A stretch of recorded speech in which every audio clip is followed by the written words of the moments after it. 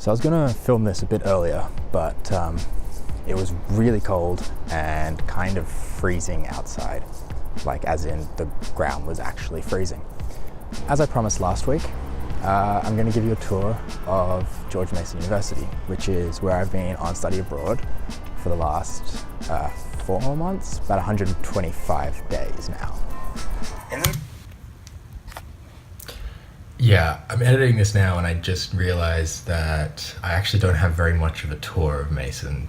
Things got in the way, so this is more of a very, very abridged tour of George Mason.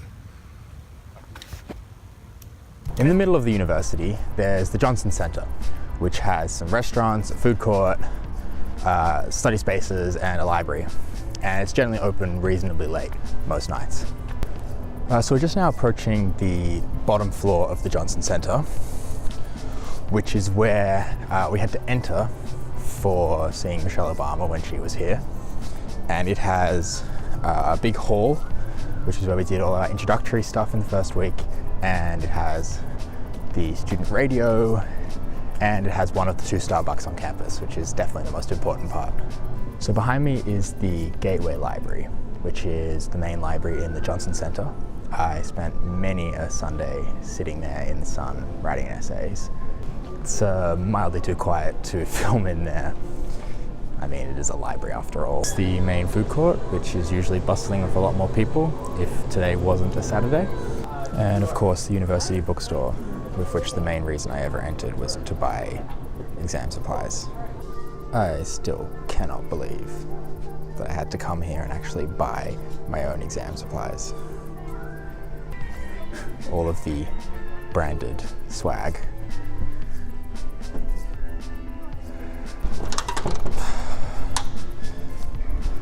So that's the Johnson Center.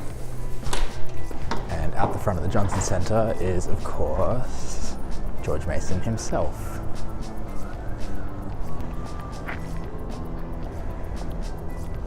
And it's considered good luck to rub Mason's toe, so everyone does it during finals.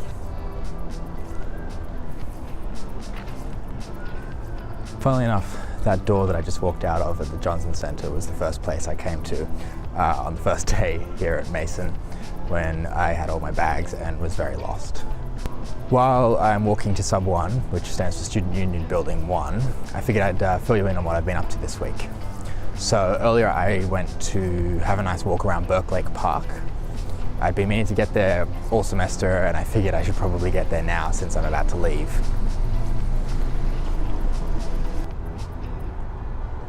This area is some old housing for upper class students. Most of it's about to be knocked down, and many of the buildings are currently sitting empty.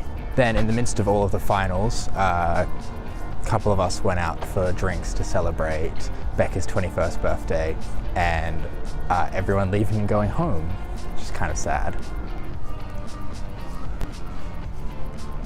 Last night, on Friday night, a bunch of mates and myself, we decided to go ice skating.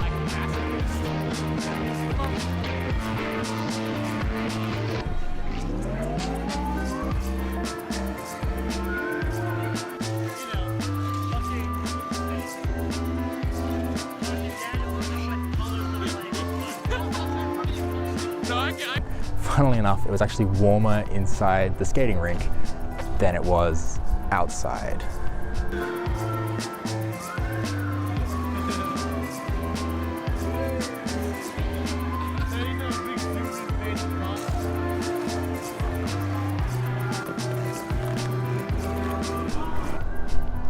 At least I still remember how to skate.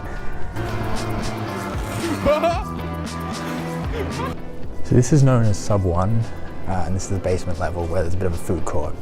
On this side, there's a bar, which is the Rat. It closes really early, unfortunately, but it's a good bar just to hang out in. And then we have 2 fast food places, Taco Bell and Chick-fil-A. The Chick-fil-A here is always really, really busy when it's open.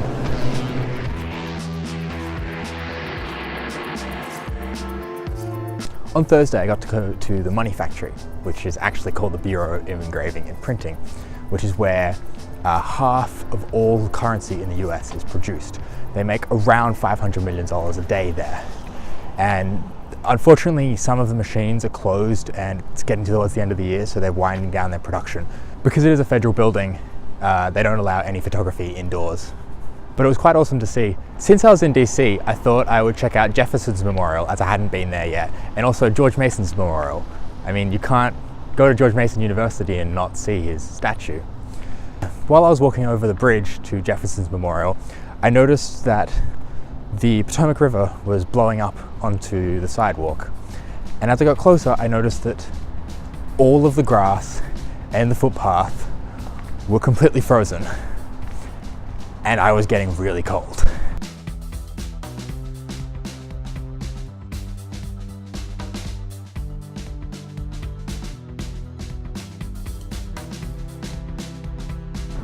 Behind me is White Top and Rogers, which are two upper class dorms as well. They're very, very nice and modern. They also have the subway in them, which thankfully is open very late, as I have definitely utilized its hours before. So just here is the all-important Northern Neck. It has the 24-hour Starbucks. Opposite the 24-hour Starbucks is a building that has the UPS store, a bagel shop, a pizza place, and of course, the Chinese chain Panda Express. This is a bus stop where most of the buses leaving Mason come to, so if you want to go to the Metro, if you want to go over to Science and Technology campus, where I had to spend a couple of days a week, or anywhere really, you come here and you can get a free bus because you have a Mason ID card. Oh, and after ice skating, I got to check out an Outback Steakhouse. The waiter had never met an Australian person before in their life. Well, it's starting to get a bit too cold to continue this tour, also a bit too dark to film. So I'll come back tomorrow morning and we'll pick up where we left off. Hey, so unfortunately it's been a bit too wet and stormy to continue the tour today. So instead I'm using this time to pack up my rather messy room and have sort of come to the realization I own way too many t-shirts. So I'm folding them up and putting them into a box to ship a whole bunch of them home before I then try and pack my bag and my second bag and my backpack. I have way too much stuff. I had a fair bit of trouble posting some clothes home.